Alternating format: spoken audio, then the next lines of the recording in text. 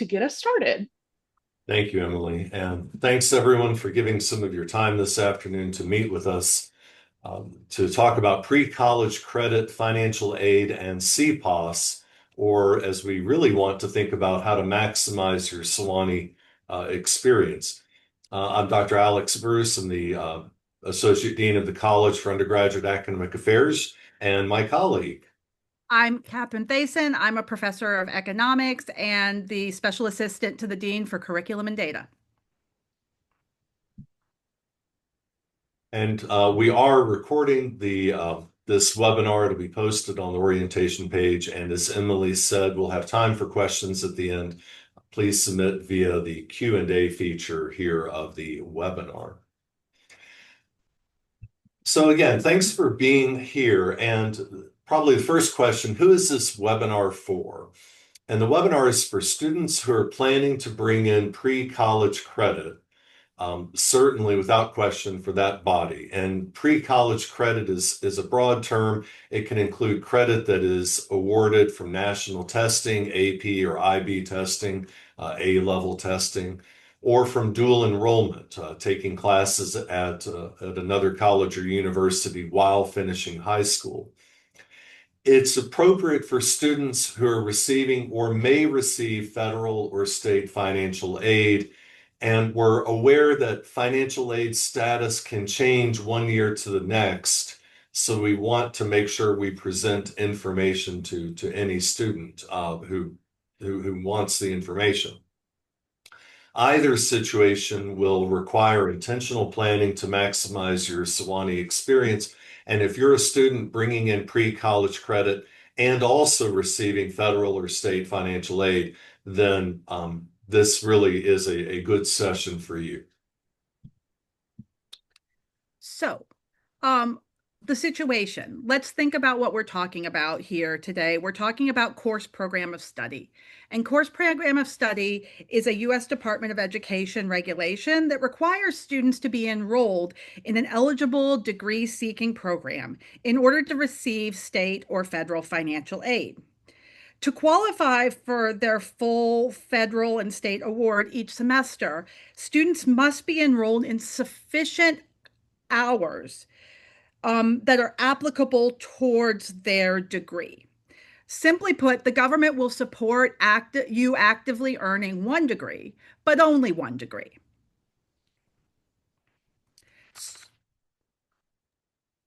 So, Alex, can you advance? Thank you. There we go. Okay. So to think about this, we need to think a little bit about the types of financial aid that you might receive. And once again, recognize that your financial aid status and the kinds of aid you might receive could change over time. There's really two basic pools in thinking about CPoS and CPoS regulations. One is grants. So if you're getting state or federal grants, those require that you be enrolled in 12 CPoS qualifying hours, so credit hours towards your program of study each semester. And there's a list there of some of the programs that provide state and federal grants on the slide. The other category is student loans and work study. For student loans and work study, you are only required to have 6 hours applying towards your program of study in any semester. But there is one more important difference between grants and loans. With loans or work study, it's like an all or nothing situation. If you have the 6 hours, you can get your loans and you can get your work study. If you have fewer than that, you can't. With grants, they're prorated for students who have between 6 and 11 hours. So you can receive partial grants. Okay. And I think it's worth noting that it's not stacked. If you're getting grants and loans, you don't have to have 18 hours. Right. 12 hours will get you both your grants and your loans. And another important thing to note that we have put in bold across the bottom is that your scholarships through Sewanee are not affected by these rules. These rules are rules for government aid, not for Sewanee financial aid. All right, Alex, can you advance, please? So in thinking about this, we need to think about degree requirements because, of course, these rules concern taking courses towards your degree requirements. So, quite simply, in order to graduate with a degree from Swanee, you need to have three things. The first is you have to fulfill the university's general education requirements. This is sort of a broad swath of study that we think all liberal arts students should have as part of their college experience. And then you need to complete the requirements of one major. At least one major is required to graduate from Swanee. And finally, you need to reach 128 credit hours. And so any additional electives you might need in order to reach that 128 credit hours are part of your degree requirements. Now, at Swanee, we typically have students come for 8 semesters or 4 years. And if they take 16 hours of courses each semester, they will reach 128 credit hours necessary for graduation. And as they do that, they choose the courses they want to complete their gen ed, they choose their major, and they complete those requirements. But along the way, we will encourage you to plan intentionally, and especially if you are bringing in pre-college credit. The 128 hours is a 4-year plan, and in your first year or two, it may not feel like you're pushing toward the 128, but planning intentionally will help make sure that you will maintain that full eligibility for your grants and loans, your full CPoS compliance. So again, planning intentionally, whether you start off ahead on hours with pre-college credits, and we know that plenty of students will take extra credit, extra hours along the way. Sometimes it's 1 hour at a time because they do a music lesson or music performance. Maybe they do study abroad during the summer or otherwise take summer school. That you can accumulate more hours ahead of that regular 16-hour per semester pace. And you can do that. That's fine. We just have to plan intentionally. So in terms of planning it intentionally about the pre-college credit that you have, pre-college credit really has three applications. You can apply those hours you can think about those hours as applying towards the 128 you need to earn your degree. I want to get to 128 hours faster.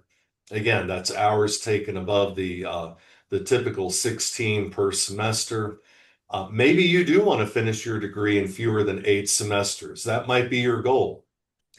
The 128 or the pre-college credit can also help offset a semester where, for whatever reason, you decide to take fewer than 16 hours. That is not something we encourage or program for the first year, even 2 years, even kind of 3 years. But plenty of seniors who only need 12 hours per semester will indulge in that. And pre-college may be applied to help with fulfilling prerequisites for advanced placement. You want to be in the second level of a program. You think the AP will help push you toward that second level. That's something we'll talk about. And pre-college credit may be used to fulfill general education requirements. And it may be all three of the different categories. So you have to think when you're planning ahead intentionally about which ones matter to you now, or if you will, which ones may matter to you later.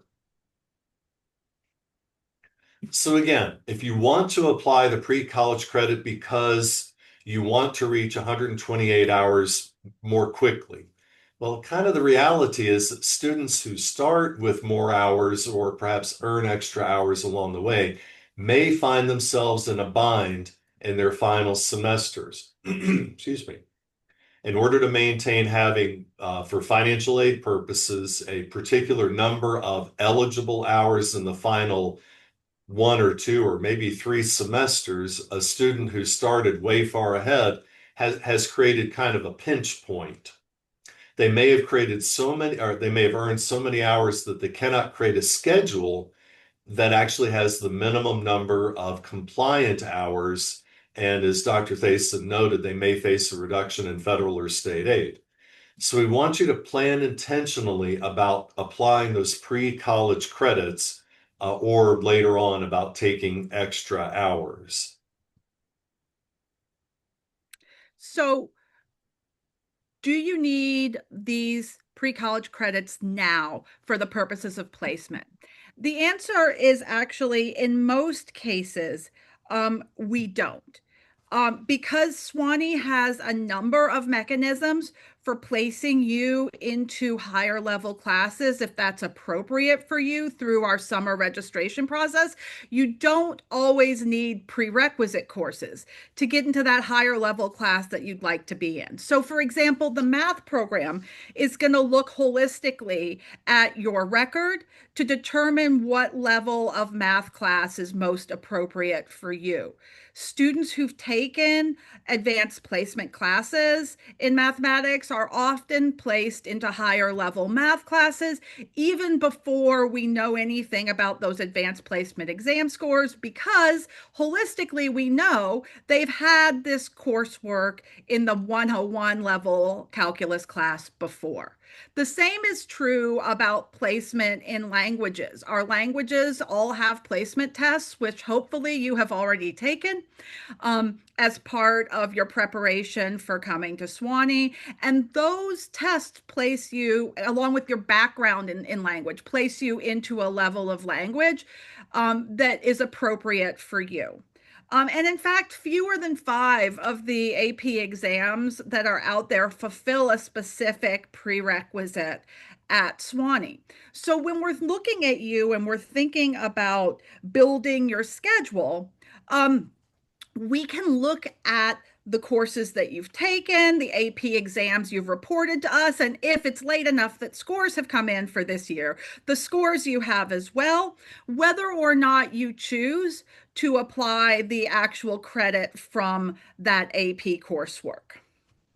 And I'll note that something that Dr. Thayson will remind you of in a bit, but many of you will have already gone through the process, Dr. Thayson, of indicating whether they want, or they've at least started, whether to reserve or apply. And we're going to talk about reserving and applying in a couple of minutes.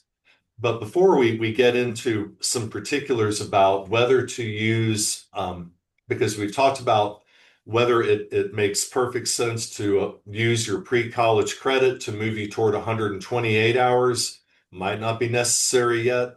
Whether you need it to have some prerequisites, may not need it at this point, or whether you need the pre-college credit to fulfill general education. And we're going to spend a little bit more time talking about general education, but just for reference, this is a very quick, very short synopsis of the general education curriculum at Sewanee. It's very flexible, but in short, our curriculum is based more on skill than on taking specific classes. We want students who can read closely, so we require a class. That's actually general education learning objective 1, and that's too much to write. We just call it G1. We want students who understand the arts. We require a class.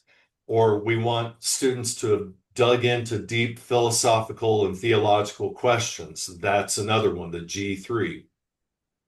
Students need to look at society and the relationship between the past and the present. That's G4. That's 2 classes.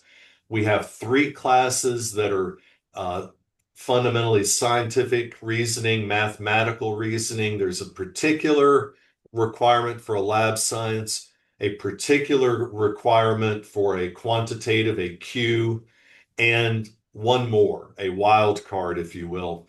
And actually, we don't have any AP or IB type of credit that fulfills the G5E, E for experiential, the laboratory science class. We want students to have a facility with a foreign language and cultural studies, that's G6. And how many classes it takes depends upon your placement, whether you start at the beginning or a little further advanced. We have a requirement about encountering other perspectives, that's G7. That's one you'll take at Sewanee because there's not an equivalent out there.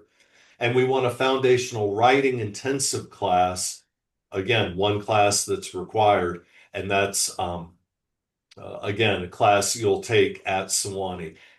As with any transfer credit, whether it's coming from dual enrollment or through the pre-college testing process, AP, IB, A level, the registrar's office will make that determination. So again, using pre-college credit for general education. Do you need to fulfill all your general educations right now before college even begins? No, you do not. You cannot. There are a few classes you'll have to take here, but you don't need to fulfill them in June or July, even before you show up in August. Many majors actually include requirements that by default will fulfill general education requirements. If you're a science major, you'll end up taking multiple classes that work toward that G5 category. Economics and finance are pretty popular majors. By default, students will take classes that fulfill different general education requirements. Environment and sustainability, another popular major. By default, students are taking class psychology, another popular major. By default, you're fulfilling that. If you're a fine arts major, by default, you will take G2 courses. You don't have to declare them on the way in. Many students will end up taking courses well in excess of general education requirements by the time they're done. By the time you've explored the curriculum and taken courses in your major, as we sometimes observe, there are times where you just can't help but trip over a few general education requirements in building your schedule. But let's look at a particular sample. Dr. Thace. Yeah, so here's an example of a student who has reported some AP scores potentially to us, right? So here I'm suggesting this student has fours or fives on all of the following exams. And that's important because a four or a five is necessary for those classes to transfer into the college. And so here we see a number of them: human geography, US history, microeconomics, environmental sciences, psychology, calculus, statistics, English literature, and English language. And that is a really long list. This student has accomplished a lot through the course of their high school studies. In fact, that's 9 classes in total. And the maximum that the university allows students to bring in is 32 credit hours, which for the purposes of AP is 8 classes. So we have one more here than we can actually use.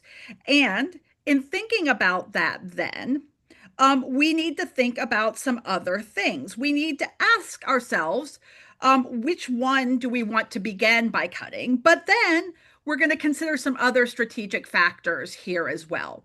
And so the first place to look is the general education. What general education objectives do these classes fulfill? And so AP Human Geography, for example, carries a G4 attribute, meaning that it fulfills general education objective 4. And in fact, there are 2 others. The US history and the microeconomics are also both G4.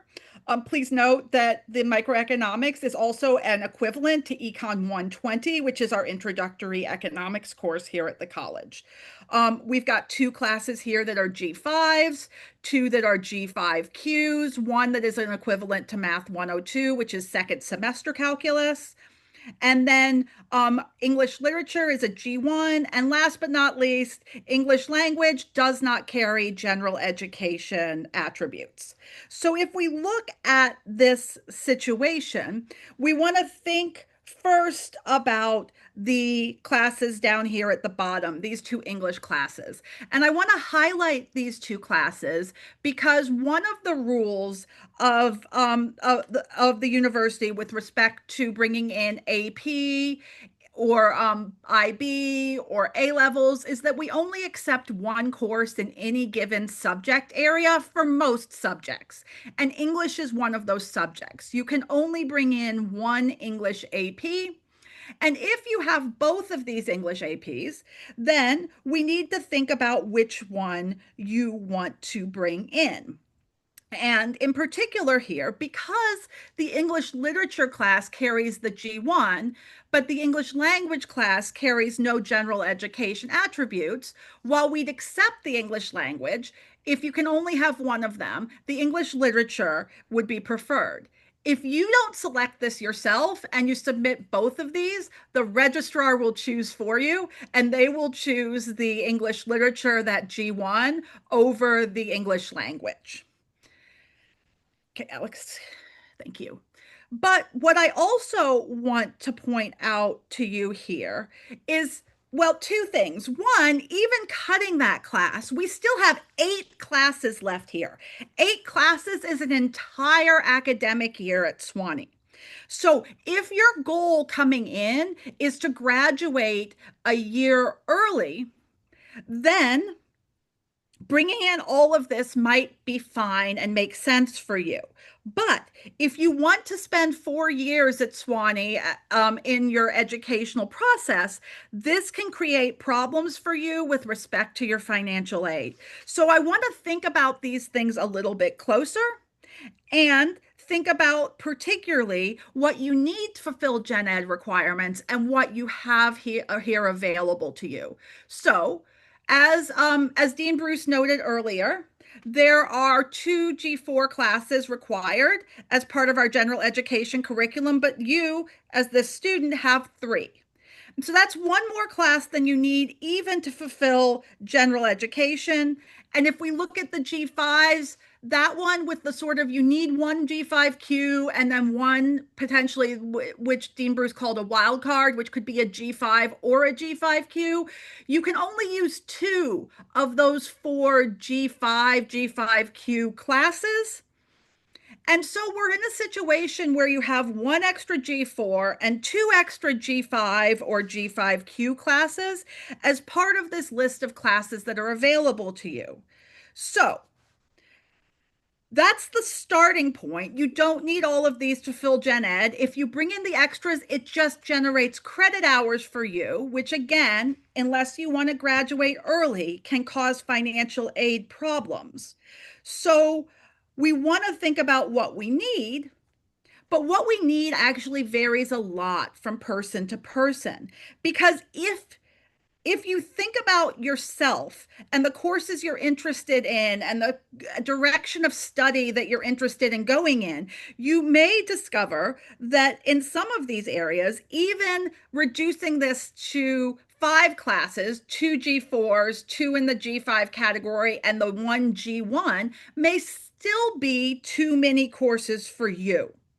So some other examples besides the ones that Dean Bruce gave you a minute ago, if, for example, you decide you want to be a politics major, a very popular major here at the college, or a history major, also quite popular, you will definitely get 2 or more G4s as part of those majors. If you decide you want to be a math major or a data science major, computer science, economics, finance, you're going to get additional G5Q classes as part of that curriculum. If, for example, you decide you want to do classical studies or you want to study languages or religion or you want to take humanities, these are places where you can pick up G1s just by going about your normal course of study. And so when you think about these kinds of things, you have to ask yourself sort of, what are the things that you need now? And typically the answer is not actually that much. Okay. Not actually that much. Normally, you want to just fulfill things that make sense to you right now and hold the rest of it in reserve in case you need it later. I'm going to pass this to you, Dean Yeah. Bruce. And I'm going to take a moment. I'll acknowledge a question that's come up in the through the Q&A already, which is fundamentally, oh my gosh, this is very confusing. And to be fair, it takes patience and thought on the part of the student and on the part of an academic advisor, or with actually Dr. Thason and I are doing work this summer to try and help people understand. And we're going to talk about that more. but it struck me in the moment to acknowledge that we have hit you all with a lot of information. And to be frank, we can pull it way back, I think, and that will hang in there for the last couple of slides. We're going to pull it back to something a little more a little easier than keeping track of G1, 2, 3, 4, 5, 6, 7 all the way down the line. It may be a good idea to request to go ahead and want to apply pre-college credit. And I'll just acknowledge a couple of circumstances where Dr. Thason and I brainstorming, it's like, how many does it really make sense to declare it here in June, July as we're building schedules? And okay, AP foreign language. If you a student who has scored a 4 or 5 in the AP foreign language may want to fulfill general education without studying the language any further, great. Go ahead and declare that if that's clear. If you're a pre-engineering student and you're only going to be here 3 years, you will benefit from applying courses outside of science and math, but it doesn't have to be done in June or July. AP Calculus, again, as Dr. Thason said, if you're an economics or finance major and you know you don't want to take more mathematics courses, then sure, apply the AP Calculus here and over the summer. Keep in mind, you're just starting college, your plans may change. You may discover a field in your first semester of study you never thought of before, and it might prompt a re-evaluation of how you wish to apply all those credits that you earned coming during high school through all the testing on your way in. Okay, so let's talk about process real quickly and what we're thinking about. You guys are all in a process where you've applied to Swanee, you've sent us lots of information. Now you are a accepted student who has deposited, you're coming here. And if you have pre-college credit, one important thing is that you need to submit your score report for your exams, that's AP, IB, A levels, or your dual enrollment transcript to the registrar's office. But submitting those to the registrar's office does not automatically confer credit on you. In order for credit to be conferred, you also have to request that the credit be applied now. And that you will do through a form that's available to you on Slate that I believe they've labeled CPoS Part 2. And that form will self-populate with your AP courses, but anything else you've got to type into the form itself. If you've got IB, dual enrollment, A levels, type those in. And then you have to choose whether to reserve or apply that coursework later. And our general advice to students is when in doubt, reserve the coursework for later. Reserving your coursework for later does not mean you can't change your mind. It just means we're not putting the credit hours on your transcript today. And the important thing to understand is once credit hours have been applied, they cannot be rescinded. So applying them now means they're there forever. But as the person asking the very good question indicated, this seems confusing. I might want to meet with an advisor. And so one of the things we would advise you to do, to consider doing, is to reserve your credit now until you have an opportunity to speak with an advisor. And if after speaking with your advisor, you decide you wish to graduate early and you want all 32 hours of your AP coursework, you can go to the registrar's office and tell them you want that. Or you can strategically choose a course in a general education area that you don't want to take, or the course that would be strategically a prerequisite for somewhere you wish to go. So,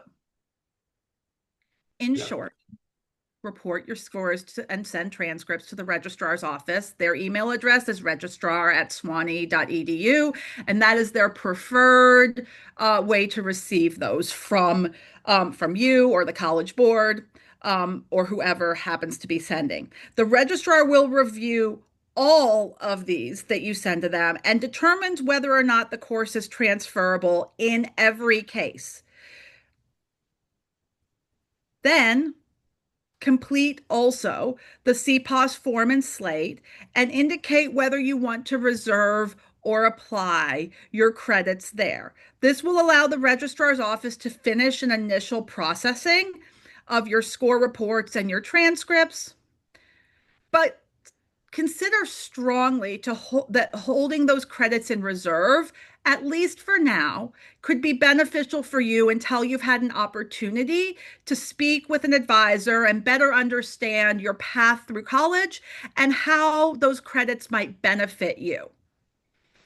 Again, those can be applied at any point in your college career if you find yourself in need of them, if you decide to take 3 classes in a future semester and you need extra 4 credit hours, your AP scores will be sitting there waiting for you to be used, with one very small exception. And that is if you take a class that is exactly equivalent to those AP tests. So, in the case of the example I had on the screen a little earlier, if you took Econ 120, you couldn't use the AP microeconomics score anymore, but none of the others would be affected by that.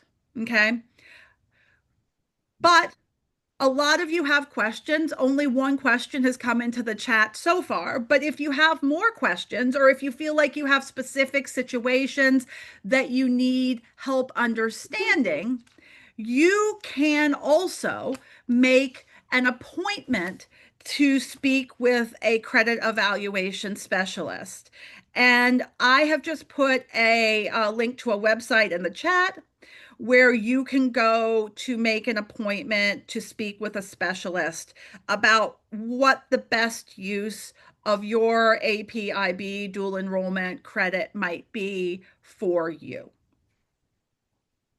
So as I think about the presentation we've made, and I'm recognizing that many of you chose to do pre-college work, whether AP or IB or dual enrollment, and you want credit for it. You worked hard, you earned the good grade, you scored on the test, and you want your credit right away.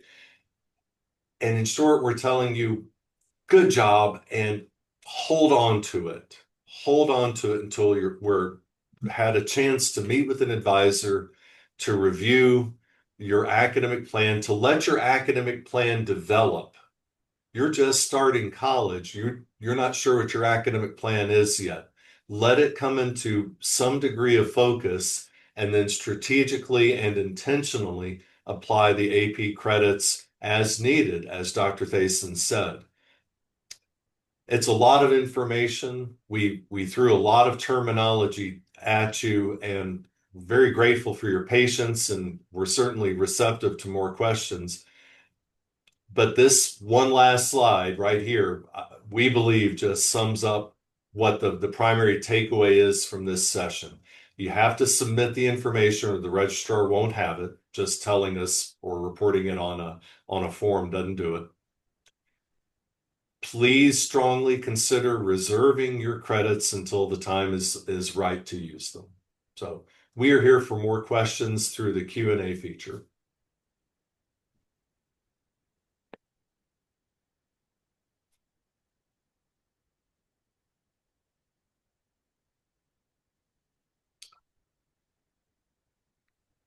If all of our classes were this crystal clear, it would be quite the adventure. Sometimes also I feel like, you've gotten so much thrown at you that you haven't had the time to formulate a question just yet. And if that's the case as well, you have the opportunity to not just make an appointment for later with us, but you can also email us.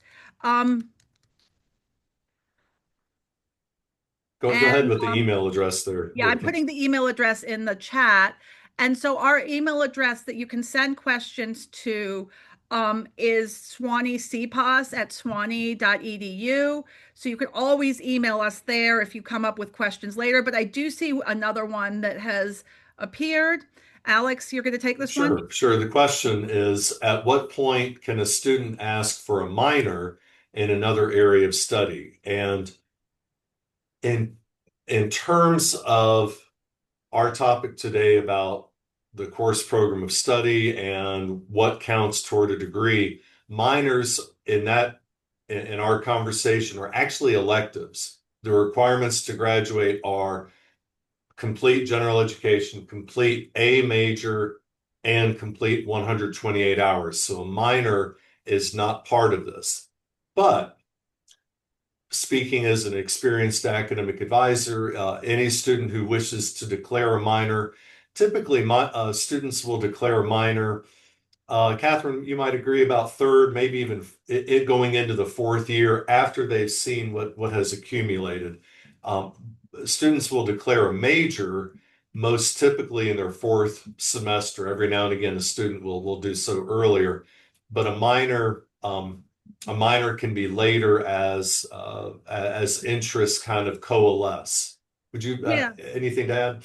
No, I would say that's right. I think, I see students declaring minors as late as sort of early in their final semester, because minors are not necessary to graduate. They aren't monitored sort of as closely with students as majors are.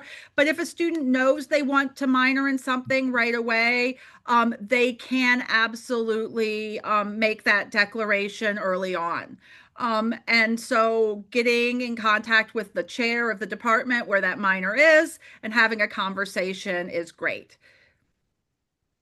And the next question that comes in is the advanced question about a student wishing to complete two majors. Is there a way to work with the advisor to manage things within requirements of the particular financial aid package that the student is benefiting from? Are there ways to work with the advisor about two majors to make that happen? Dr. Thaiston? The answer to this is a resounding yes. There are ways to do this. While the government requires you to be in a program of study, as long as you haven't completed a major, you are eligible to count courses from a second major as part of your course program of study. So, having two majors is definitely possible. Having two majors is always a little bit of a challenge when you're thinking about your college career in any case, because you have to think about take more required courses than other students have. And so there's more things to think about coordinating and planning out, but it's absolutely doable to have two majors. And with two majors, sometimes we find it advantageous to then apply a little bit more of the AP credit at that point. But I wouldn't do it now anticipating two majors until the student is deep enough into the process that they really know they definitely want to complete both majors.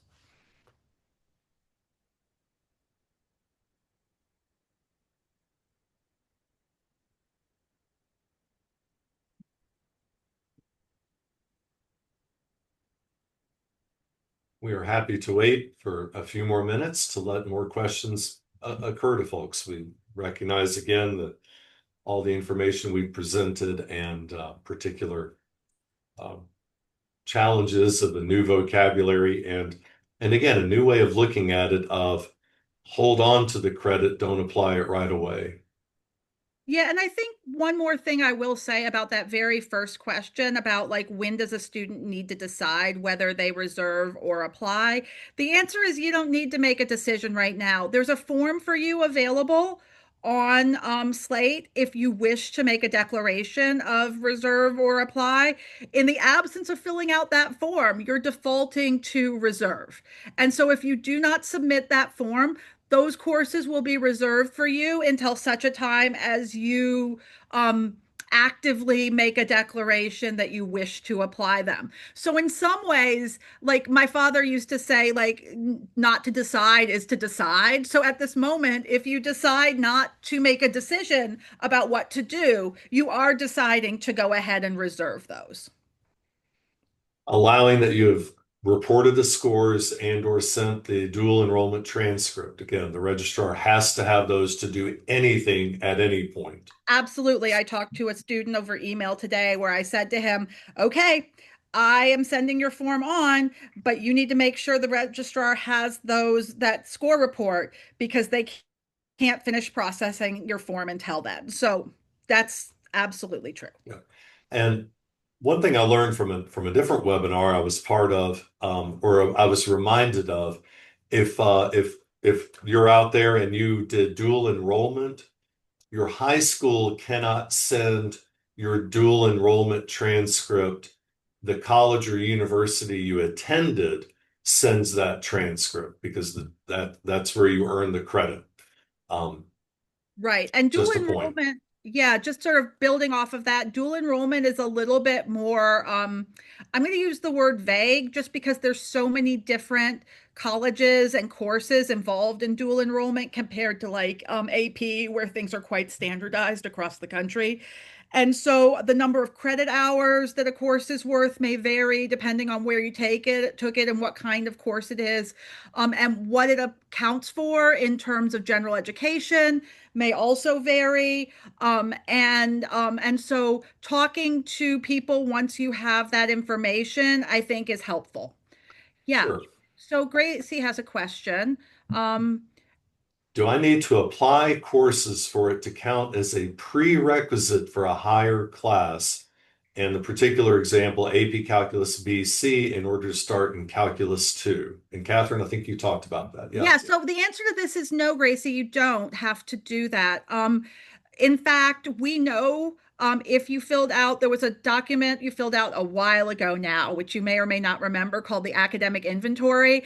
And in that academic inventory, you would have indicated to us that you took AP BC calculus, and the math department is going to look at that and use that in order to think about placing you into a calculus class.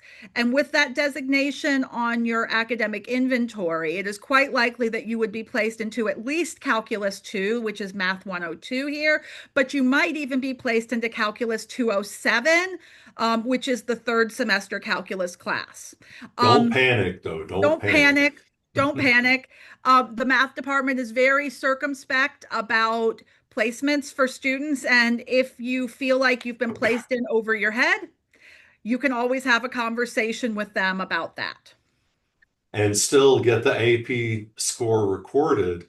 After the fact, you may say, well, I would like credit for our Math 101, even though I placed above it because of some reason where you want those 4 hours. Yeah, but in particular with the AP Calculus BC, this is one of the ones where there is a direct equivalent at Swanee, and the direct equivalent is Math 102.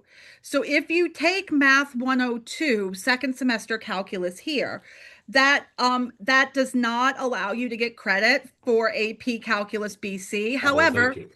A, B, and BC are a particular animal where the AB exam is sort of nested inside the BC, and you may still be able to get credit for that AB exam. I will defer to Catherine, to Dr. Thayson and other colleagues who work more closely than I do. Yeah, I'm in the English department. I don't have to count very high. I know that's not true, That's true. but yeah, so this is a situation you don't need it for placement. Correct. That's the short.